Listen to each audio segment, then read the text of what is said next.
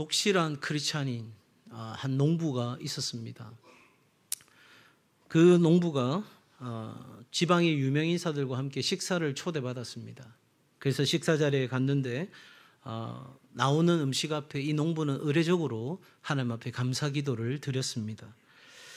그렇게 기도하는 모습을 지켜보던 유명 인사가 이렇게 이야기합니다. 허허, 그건 구식이에요. 요즘 교육받은 사람들은 식사하기 전에 기도하지 않아요. 그 이야기를 듣자 농부가 이야기합니다. 아, 그래요? 저는 늘 기도하는 습관이 있어서 감사 기도를 드렸습니다. 그런데 사실 우리 농장에도 기도 안 하는 이들이 있어요. 이렇게 이야기했어요. 그러니까 유명인사가 궁금하잖아요.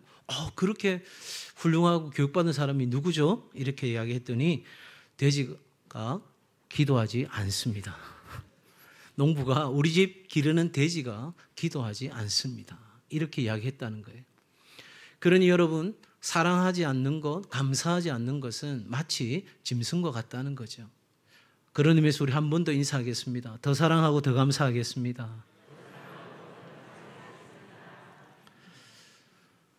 더 멋진 삶, 더 행복한 삶, 그런 인생 우리 모두는 아마 꿈꿀 것입니다. 어떻게 하면 그런 인생을 살아갈 수 있을까? 제일 먼저는 언어를 바꾸는 거예요. 한양대학교 교육학 교수인 유영만 교수는 이렇게 이야기합니다. 언어는 하나의 생각의 옷과 같다. 언어는 광고판과 같다. 그래서 이 언어와 사람과 삶은 마치 삼위일체와 같다는 거예요. 그러니까 언어를 바꾸지 않으면 사람도 삶도 바뀌지 않는다는 거예요. 물론 언어만 바꾼다고 되는 일은 아니겠지만 언어도 바꾸고 사람도 바꾸고 삶도 바꾸어지는 일이 우리 가운데 있어야 우리가 정말 꿈꾸는 인생이 될 수 있을 텐데 그 시작은 다름 아닌 언어를 바꾸는 것부터 시작이다 하는 거예요. 그러면서 그분이 말한 세상에는 두 종류의 대학이 있다는 강의를 들으면서 제가 힌트를 얻어서 한번 정리를 해봤어요. 세상에는 두 종류 대학이 있는데요. 행복을 위한 대학과 불행을 위한 대학이 있습니다. 먼저 여러분, 이 불행을 위한 대학은 염려대학교입니다. 무슨 대학교라고요? 염려대학교, 걱정학과입니다. 그래서 전공은 뭐냐? 원망, 낙심, 절망이 전공입니다. 그래서 이 사람들의 언어는, 이 학교에 다니는 학생들의 언어는 불평, 불만, 한탄, 부정적인 단어들이 이들이 주로 사용하는 단어들인 거예요. 그럼 반대되는 학교도 있겠죠. 여러분, 바로 믿음대학교입니다. 믿음대학교. 무슨 학과냐? 만족학과입니다. 제가 그냥 만든 거예요. 뭘 전공하느냐? 긍정, 감탄, 기쁨. 바로 이것을 전공하는 거예요. 그러니까 날마다 하나님의 은혜 안에서 도전하고 살아가면서 지혜를 터득하고 일상에 더 감사하고 더 사랑하는 삶이 이루어진다는 거예요. 여러분은 지금 어느 대학 다니고 계세요? 혹시 염려대학교 다니고 있지는 않습니까? 예. 그래서 내가 불행할 수밖에 없는 삶을 내 스스로가 만들어가면서도 내 인생이 왜 이럴까? 그렇게 생각하고 있지는 않느냐는 질문이에요. 적어도 여러분, 저와 여러분의 삶이 믿음대학교에 진학하는 은혜가 있기를 바랍니다.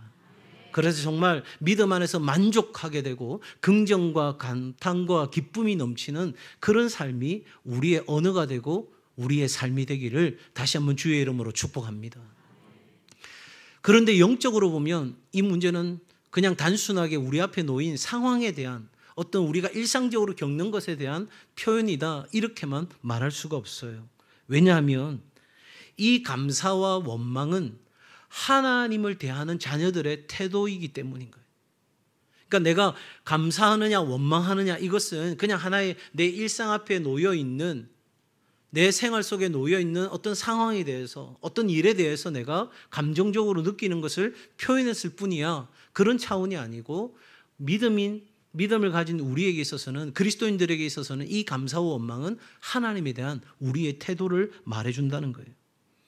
감사하는 영혼은 무슨 일에든지 하나님의 위로를 얻게 됩니다. 그러나 불평하고 원망하는 영혼에는 어떤 것에서도 위로를 얻을 수가 없는 거죠. 오늘 성경 말씀합니다.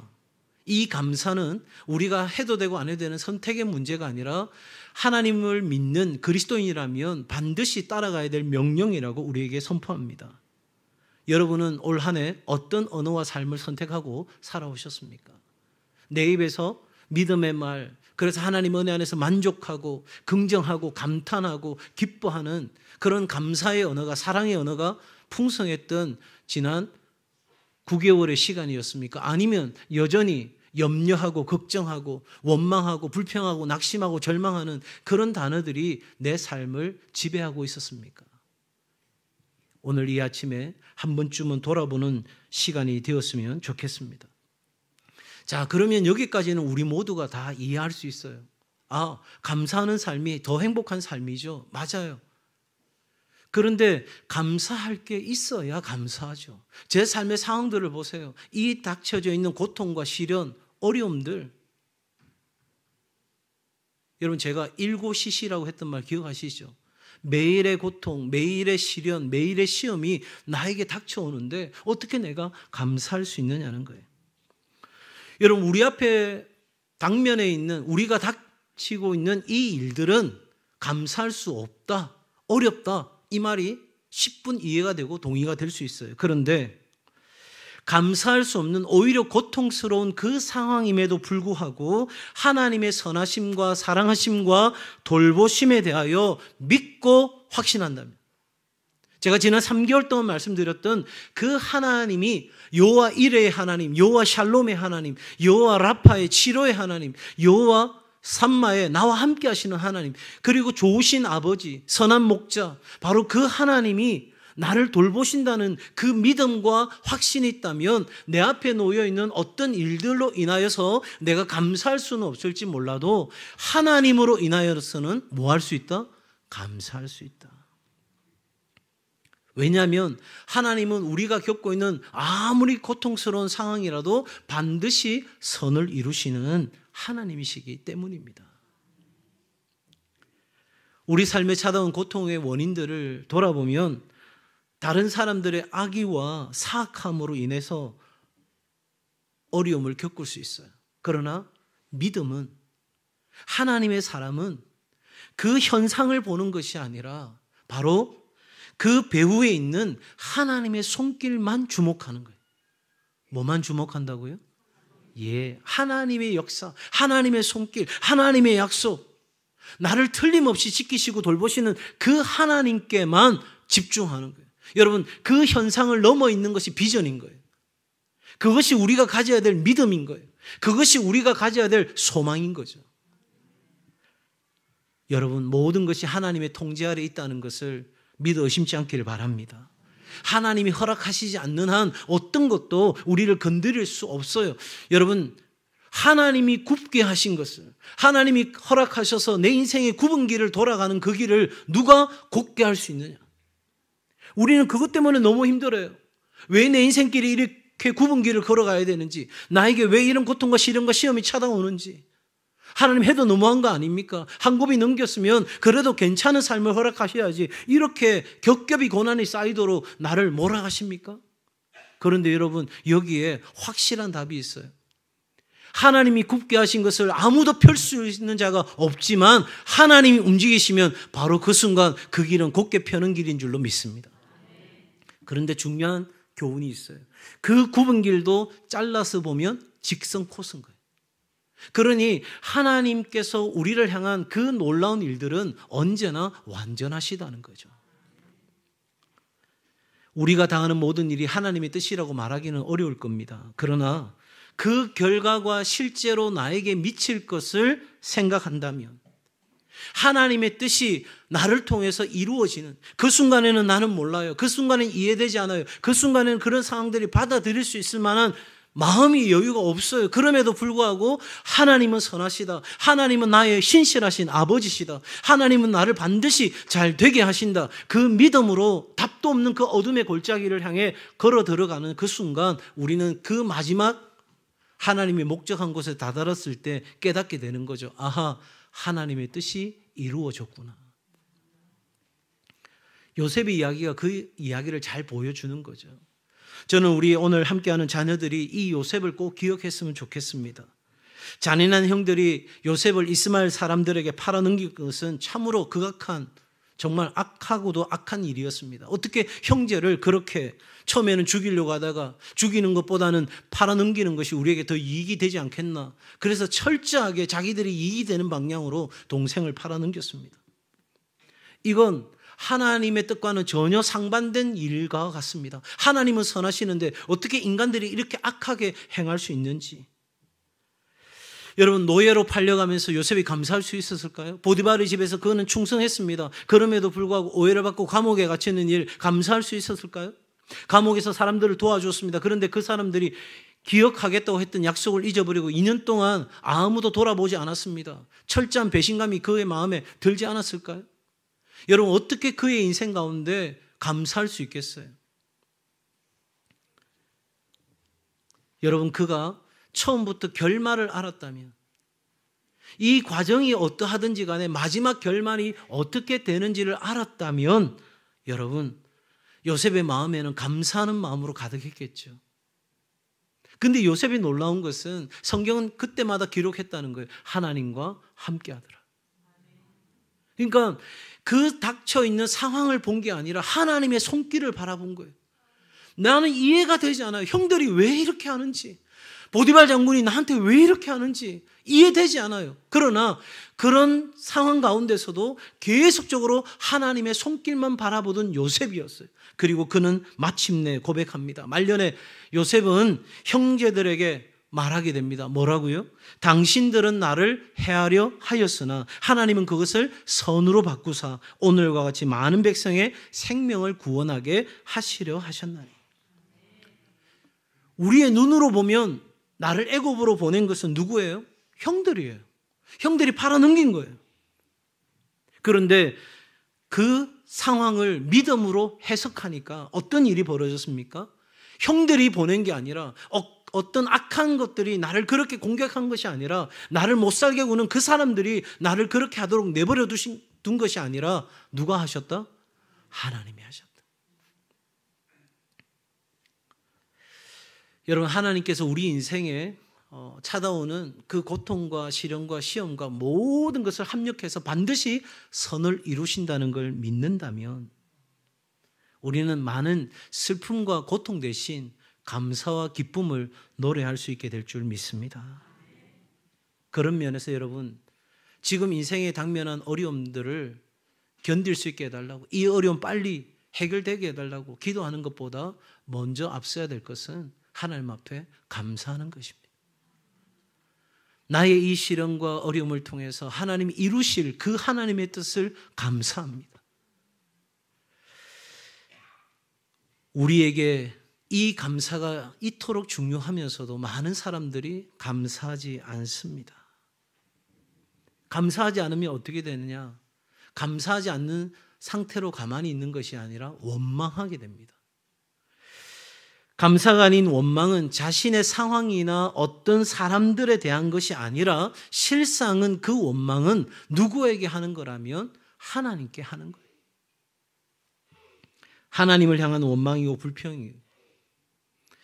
많은 사람들이 하나님이 행하신 일들을 경험하고도 감사를 드리지 않을 뿐 아니라 많은 그리스도인들이 오히려 정반대로 행동을 합니다. 하나님의 태도를 불평하고 불만하는 것이죠. 우리의 삶에 어떤 일이 일어났어요. 내가 다 이해되지 않는 어떤 일이 일어났어요. 어려움이 찾아왔어요. 그러면 우리는 가장 먼저 해야 될 일이 뭡니까? 하나님은 불의하십니까? 선하십니까?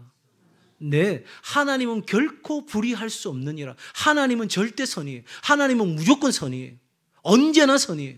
그러니 내 삶에 어떤 어려움이 찾아오면 우리는 거기에 불평하고 불망하고 원망하고 그렇게 반응하기보다는 그 속에서 그 선하신 하나님이 왜 내게 이러한 일을 허락하셨는지 그 하나님의 뜻을 찾아야 되는 거죠. 그런데 그 선하심을 확인하려고 애쓰기는커녕 우리는 하나님의 잘못을 찾아내는데 기쁨을 느끼는 사람들이 간혹 있는 것 같습니다. 성경은 이렇게 이야기합니다. 민수기 11장 1절에서 백성이 악한 말로 원망하매 여호와께서 들으시고 진노하사 이렇게 성경은 기록하고 있습니다. 우리들은 너무나 쉽게 하나님이 나를 사랑하시니까 내가 원망해도 내가 불평해도 하나님은 전혀 불쾌하게 여기시지 않을 거라고 내 스스로가 판단합니다.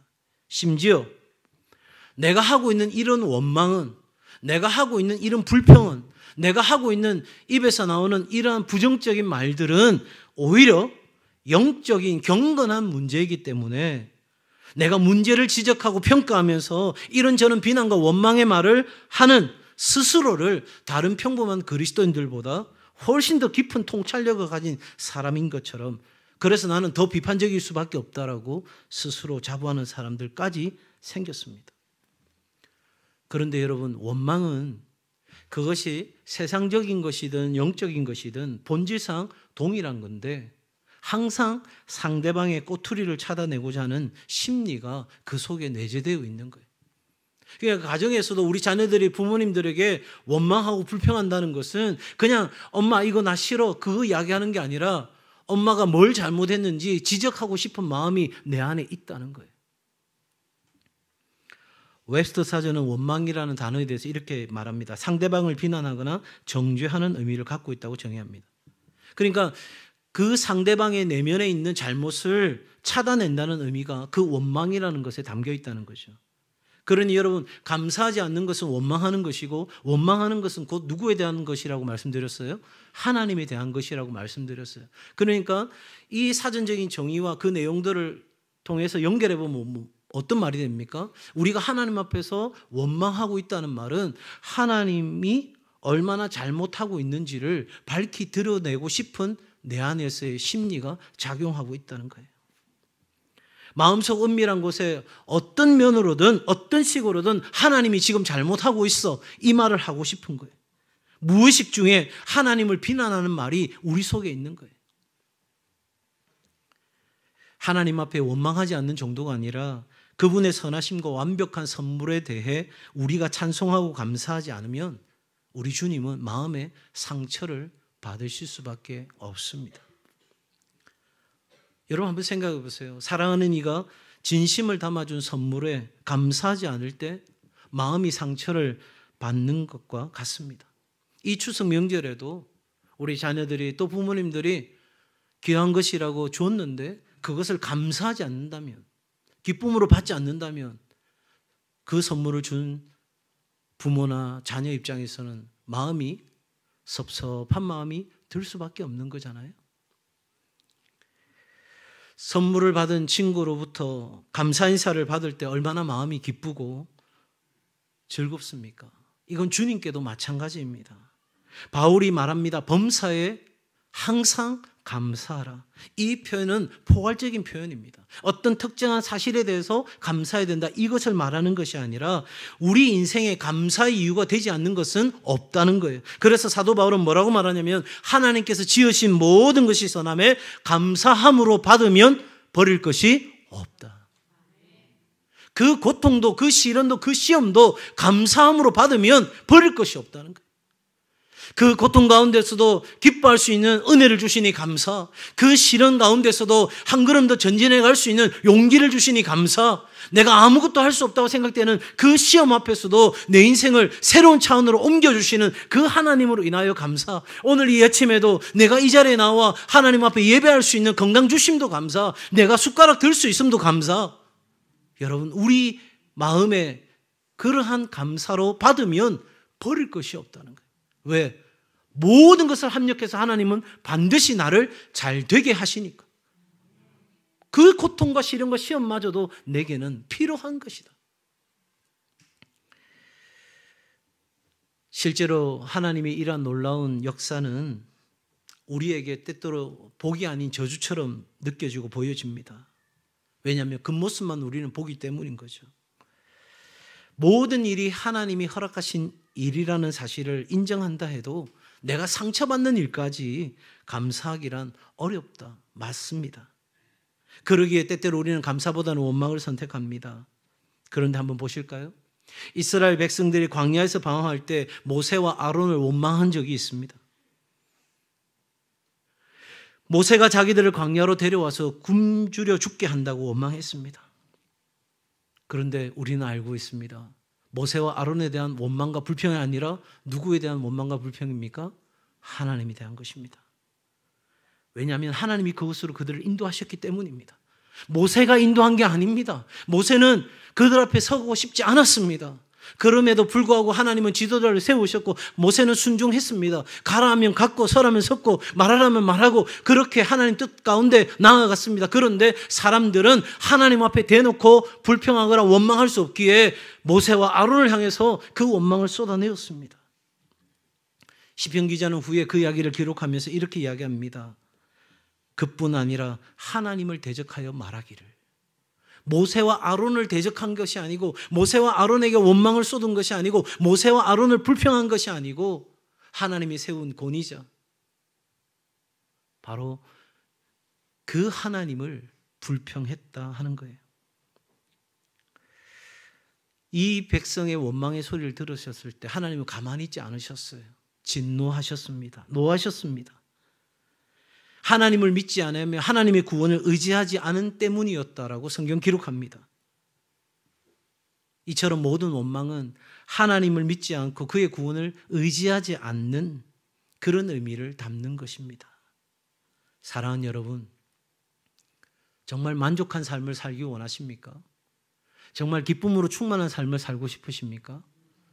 정말 내가 이 땅에 태어나서 남들이 정말 부러워할 만한 진짜 인생을 한번 제대로 살아보고 싶으십니까? 그렇다면 결론은 딱 한 가지입니다. 하나님을 기쁘시게 하십시오. 여러분, 이 마스터 키가 아니고서는 다른 인생의 문제를 풀 수 있는 방법이 없어요. 그런데 하나님을 기쁘시게 할 수 있는 가장 최적의 것은 감사하는 삶인 거예요. 하나님을 기쁘시게 하는 것은 감사의 찬송을 올려드리는 것입니다. 하지만 많은 그리스도인들을 보면 이 감사를 잃어버리고 살아갑니다. 예수님께 고침받은 문둥병자들, 그 중에 오직 한 사람만 찾아와서 우리 주님께 감사를 표현합니다. 그때 우리 예수님이 이렇게 말씀하십니다. 10사람이 다 깨끗함을 받지 아니하였느냐? 그 9은 어디 있느냐? 이 이방인 외에는 하나님께 영광을 돌리러 돌아온 자가 없느냐? 지금 이 시간도 우리에게 질문하시는 거죠. 온 우리의 시선이 내가 당하는 고통, 고난, 내 뜻대로 되지 않는 것, 내가 생각하는 기준에 부합하지 않는 것, 그런 여러 가지들에게 내 생각이 꽉 차서 하나님이 내게 주신 그 복은 생각지도 기억하지도 못하는 그런 우리의 삶은 아니냐 하는 거죠. 사랑하는 이들에게서 원망과 불평을 듣는 사람의 마음은 정말 괴롭고 비참합니다. 하나님의 자녀들은 자신이 끊임없는 불평과 원망으로 하나님의 마음을 얼마나 아프게 해드리는지 전혀 모릅니다. 정말 온갖 관심과 배려를 한없이 받아도 불평하고 원망하고 짜증내는 사람들을 보면 우리는 종종 체념 한조로 이렇게 이야기합니다. 저 사람들을 만족시켜 줄 수 있는 게 있을까? 사랑하는 여러분, 어떤 한 소녀가 큰 병에 고통스러운 수술을 해야 하는 상황이 되었습니다. 의사는 수술 도중에 이 소녀가 고통스러워 소리를 지르지 않을까 무척 걱정했습니다. 그러나 놀랍게도 이 소녀는 한마디의 신음소리도 내지 않았습니다. 오히려 옆에 있는 아버지를 보고 미소를 지으며 힘겹게 사랑과 애정을 전했습니다. 고비를 무사히 넘기고 의사 가운데 한 명이 어떻게 그럴 수 있느냐고, 너무너무 힘들었을 텐데, 너무너무 고통스러웠을 텐데 어떻게 그럴 수 있었느냐고 이야기하자 이 소녀는 작고 부드러운 목소리로 이렇게 이야기했다고 합니다. 아버지가 저를 얼마나 사랑하는지 알기 때문에 제가 힘들어하는 모습을 보면 아버지가 힘들어하실 거 아닐까, 그래서 내색을 하지 않으려 했다고, 그래서 아버지를 안심시켜 드리고 싶었다고, 그래서 미소 지었다고 이야기했다는 겁니다. 사랑하는 여러분, 하늘에 계신 우리 아버지 앞에 우리 아프다고 소리 내어도 괜찮아요. 내가 얼마나 힘든지, 얼마나 고통스러운지 소리 내어도 괜찮아요. 그런데 적어도 한 번쯤은 나를 사랑하셔서 아들을 내어주신 그 하나님을 사랑하기 때문에, 그 아버지의 마음을 그래도 안심시키고 기뻐하시도록 하기 위해 내가 불평하고 원망하고 탄식하기보다는 하나님 앞에 내 상황을 뛰어넘어 감사와 사랑과 감격으로, 감탄으로 나아가는 삶을 한 번쯤은 생각해 봐야 되지 않을까요? 이스라엘 백성은 음식을 두고 원망했습니다. 하나님을 신뢰하지 못했기 때문에 굶주려 죽지 않을까 걱정했습니다. 그러다가 하늘에 만나가 내려 먹을 것이 길드자 그런 음식 맛에 실증났다고 원망했습니다. 우리 역시 그렇게 오늘 하루를 살아가고 있는 건 아닐까요? 우리 자녀들은 어떻습니까? 우리 부모님들께 하루를 지내면서 얼마나 많은 감탄과 감사의 말을 하고 계신가요? 요나와 같이 괴로움 그 자체에는 괴로워할 수밖에 없어요.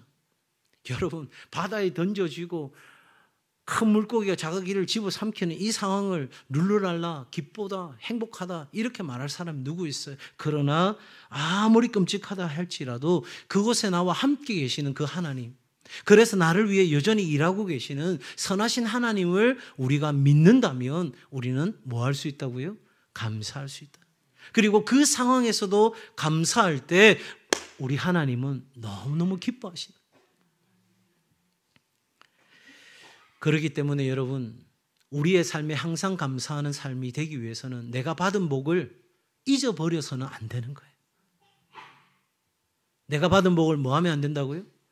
잊어버리면 안 되는 거예요. 하나님께 드리는 감사는 상황이 좋아서 드리는 감사가 아니라 하나님이 선하시기 때문에 드리는 감사예요. 다시 한번. 내 상황 때문에 감사하는 것이 아니라 하나님이 뭐 하시기 때문에? 선하시기 때문에. 하나님이 나를 사랑하시기 때문에. 하나님이 나를 인도하시고 보호하시고 공급하시고 돌보신다고 약속하셨기 때문에. 그 하나님의 약속, 하나님의 선하심, 바로 그것 때문에 우리는 뭐 할 수 있다? 감사할 수 있다. 우리는 지금 당면한 이 상황이 감사해야 될지 슬퍼해야 될지 그걸 분간하기 어려워요. 예. 지금 나한테 이 좋은 일이 됐어. 그런데 여러분 그게 결과적으로는 나를 망하게 하는 일이 될 수도 있어요. 작은 일에 그냥 그거 덥석 물었는데 그게 오히려 내 발목을 잡을 수가 있다니까요. 내가 적당하게 하나님과 세상 사이에서 거리를 두고 이렇게 적당하게 살아갈 때 그래도 내가 원하는데 인생이 풀리면 그 사람은 이렇게 살아도 되는가 보다 덥석 잡는데 그것이 결국은 자기를 망하게 하는 거예요. 그런데 지금 실패해요. 지금 절망이에요. 요셉과 같은 인생이에요. 다 끝났어요. 방법이 없어요. 그럼에도 불구하고 하나님은 선하시고 하나님은 나를 위해 일들을 행하신다. 그래서 나는 이 어려운 순간에도 하나님의 선하심 때문에 하나님이 행하신 일 때문에 나는 감사하고 기뻐하기로 결정한다. 그러면 그 마지막 결과가 이루어진 그날 우리는 내가 왜 그렇게 기뻐하기로 감사하기로 결정했던지에 대한 그 명확한 이유를 발견하게 되는 거예요. 우리가 이게 내게 좋은 일이냐 나쁜 일이냐 그건 분간 못해도 우리 딱 하나 확실하게 아는 건 있어요. 하나님은 선하시다. 하나님이 절대적으로 선하시다. 그러니 하나님의 눈으로 바라볼 수 있다면 우리는 감사하다는 거예요. 그래서 시편의 말씀들을 보십시오. 얼마나 우리가 많은 은혜와 복을 누렸는지 구구절절 여러분 성경은 우리에게 이야기하는 거 가장 핵심적으로 이야기하는 그거예요. 감사하라, 찬양하라, 하나님 앞에 그렇게 나아오라고 우리 가운데 이야기하는 거예요. 그게 뭐가 없으면 할 수 없는 거예요? 믿음이 없으면 할 수가 없는 거예요. 한번 따라 하실까요? 감사가 하나님의 집의 문들을 여는 열쇠입니다. 원망은 하늘 문을 닫아버립니다. 여러분, 이 원망에 대해서 하나님은 매우 심각하게 생각합니다. 유다서 말씀에 보면 하나님은 이 부분에 대해서 하나님의 심판이 응한다고 이야기하세요. 그냥 감사하지 않구나, 네가 그냥 그거밖에 안 되는구나 이렇게 보시는 게 아니라 하나님이 행하신 일에 대하여 감사와 찬양으로 나아가지 않는 삶에 대해서 하나님은 심판하시고 물으시겠다는 거예요. 굉장히 엄중하게 생각하시는 거죠. 그럼에도 불구하고 이 아침에 뭐가 있어야 감사하지 이럴 분들이 있을 것 같아서 제가 없다 시리즈 하나 소개해드리고 말씀 마무리하려고 해요. 무슨 시리즈요? 없다 시리즈. 10대 철이 없다. 20대 답이 없다. 30대 집이 없다. 40대 돈이 없다. 50대 일이 없다. 60대 낙이 없다. 70대 이가 없다. 80대 처가 없다. 90대 시간이 없다. 100세 다 필요 없다. 없어서 사랑할 수 없고 없어서 감사할 수 없다면 우리는 평생 할 게 없어요. 그런데 예수님 안에서, 그리스도 안에서 하나님 한 분만으로 충분하다고 믿음으로 고백한다면 매 순간 더 사랑하고 더 감사하게 될 줄로 믿습니다. 저는 우리 교회가 봄에 더 행복 더 감사, 가을에 더 사랑 더 감사, 여러분 정말 우리 교회 성도들이 삶의 자리에서, 가정에서, 일터에서 더 행복하고 더 사랑하고 더 감사하는 일들이 있었으면 좋겠다. 그래서 우리 교회 저 대문 앞에다 붙여놨어요. 당신이 더 행복했으면 좋겠습니다. 여러분들이 정말 그랬으면 좋겠어요. 그런데 그건 그냥 되는 것이 아니라 with Jesus, 그리스도 안에서만 가능한 일인 거예요. 왜? 믿음으로 봐야 내 고통과 시련과 시험을 뛰어넘어 하나님의 선하심을 기대하고 바라볼 수 있다는 것을 우리는 아니까요. 이 가을에 우리의 언어를 먼저 긍정의 언어로, 감탄의 언어로, 사랑과 감사의 언어로 바꾸는 역사가 있기를 바랍니다. 혹여라도 내 입에서 부정적인 말, 누군가를 향해서 비난하는 말, 누군가를 향해 불평을 하는 말, 그런 말이 나올 것 같으면 아예 그냥 닫아버리세요. 그리고 정말 주님 안에서, 하나님 안에서 나와 너를, 우리를 모두 다 행복하게 하는 그 말, 멋지게 만들어가는 그 말, 감사의 말들이, 사랑의 말들이 충만한 매일이 매일이 되기를 주의 이름으로 축복합니다. 축복합니다. 옆에 분들과 한번 우리 가족들과 인사하겠습니다. 더 사랑하고 더 감사하는 가족 됩시다.